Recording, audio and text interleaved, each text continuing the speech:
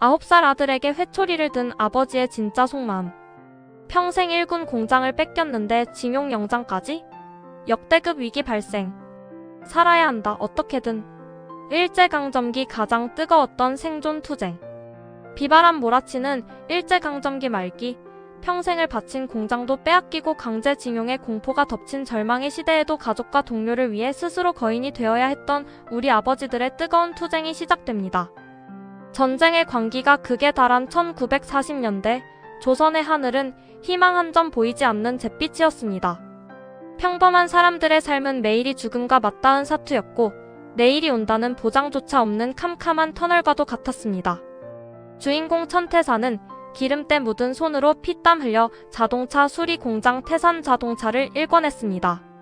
그에게 이 공장은 단순한 사업장이 아니었습니다. 가난과 차별 속에서도 꺾이지 않고 지켜온 자존심이자 수십 명의 동료들이 함께 먹고 사는 삶의 터전이었습니다. 하지만 일제의 수탈은 갈수록 교묘하고 잔인해졌습니다. 전시통합령이라는 명목하에 일본인 운영업체인 일진공작소로 강제 합병하라는 청천벽력 같은 명령이 내려옵니다. 이것은 합병이 아니라 명백한 강탈이었습니다. 밤낮 없이 엔진을 닫고 기계를 만지며 꿈을 키우던 수많은 기술자의 노력이 한순간에 물거품이 될 위기에 처한 것입니다. 공장은 분노와 한숨으로 가득 찼고 태산은 가슴이 찢어지는 고통을 느낍니다. 설상가상으로 태산과 그의 동료들에게 강제징용 영장이라는 사형 선고가 날아듭니다. 당시 조선 청년들에게 징용은 곧 돌아오지 못할 길을 의미했습니다. 남양군도의 비행장을 닫거나 탄광 깊숙한 지하 갱도에서 이름 없이 죽어갈 운명 앞에 공장은 순식간에 눈물바다가 됩니다. 누군가는 사랑하는 아내를 두고 가야 했고 누군가는 갓 태어난 아이를 뒤로해야 했습니다. 하지만 태사는 무너질 여유조차 없었습니다. 그는 자신을 믿고 따르는 식구들과 동료들을 결코 사지로 보낼 수 없다는 강한 책임감에 휩싸입니다. 태사는 무거운 발걸음으로 집으로 돌아왔습니다. 식탁 위에는 귀한 쌀밥 대신 거친 고구마가 섞인 밥이 놓여 있었습니다. 이때 9살 난 장남 일구가 밥 투정을 하기 시작합니다. 쓴 고구마가 먹기 싫다며 숟가락을 놓는 아들의 모습에 태산의 마음은 요동칩니다. 태산은 아들에게 불호령을 내립니다. 이게 어떤 밥인 줄 아느냐며 직접 회초리를 가져오게 합니다. 여린 종아리를 때리는 태산의 눈에는 핏발이 서고 그의 가슴 속에서는 피눈물이 흐릅니다. 이것은 단순한 체벌이 아니었습니다. 자신이 징용으로 떠나 언제 돌아올지 모르는 상황에서 어린 아들이 이 험한 세상을 버텨내야 한다는 절박함이 담긴 지독한 교육이었습니다. 장남은 가족의 생계를 책임져야 한다는 말은 태산 스스로에게 다짐하는 말이기도 했습니다. 아들의 울음소리가 방 안 가득 울려 퍼졌지만 태산은 멈추지 않았습니다. 사랑하기에 더 엄해야 했고 지켜야 하기에 더 독해져야만 했던 아버지의 슬픈 운명이었습니다. 매질을 끝내고 돌아선 태산의 등은 그 어느 때보다 작고 떨리고 있었습니다. 한편 태산의 가슴 속에 묻어둔 아픈 손가락인 소선은 멀리 떨어진 사찰에 은신하고 있었습니다.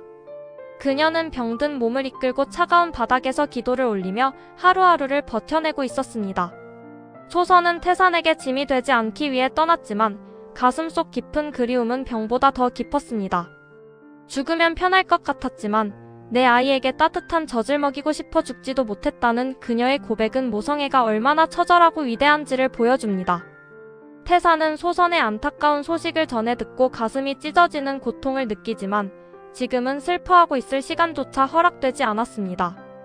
수십 명의 동료가 징용의 칼날 앞에 서 있었기 때문입니다. 태사는 절망의 끝에서 유일한 탈출구를 찾아냅니다.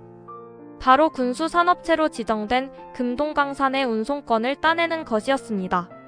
광산에서 일하는 사람들은 징용 대상에서 제외될 수 있다는 사실에 태사는 자신의 모든 것을 걸기로 결심합니다.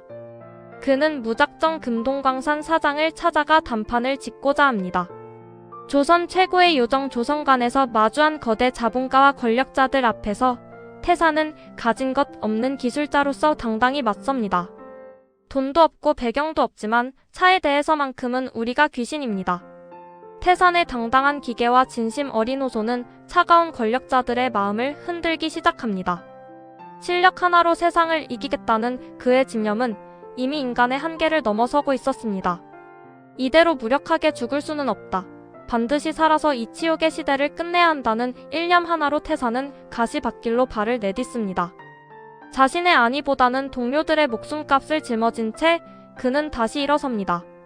비바람치는 들판에 홀로 선 것처럼 외롭고 힘들지만 그를 버티게 하는 것은 가족에 대한 지독한 사랑과 동료들과의 뜨거운 의리였습니다. 거센 폭풍 속으로 몸을 던지는 그의 뒷모습은 이 시대를 살아가는 우리에게 묵직한 질문을 던집니다.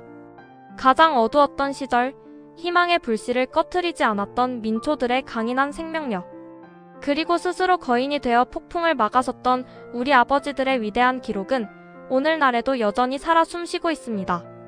고통과 눈물을 딛고 일어선 천태산의 대서사시는 단순히 과거의 이야기가 아닙니다. 그것은 어떤 역경 속에서도 끝내 승리하고야 마는 인간의 의지에 대한 찬가이자 우리가 잊어서는 안 될 진정한 영웅들의 역사입니다. 구독, 좋아요는 큰 힘이 됩니다.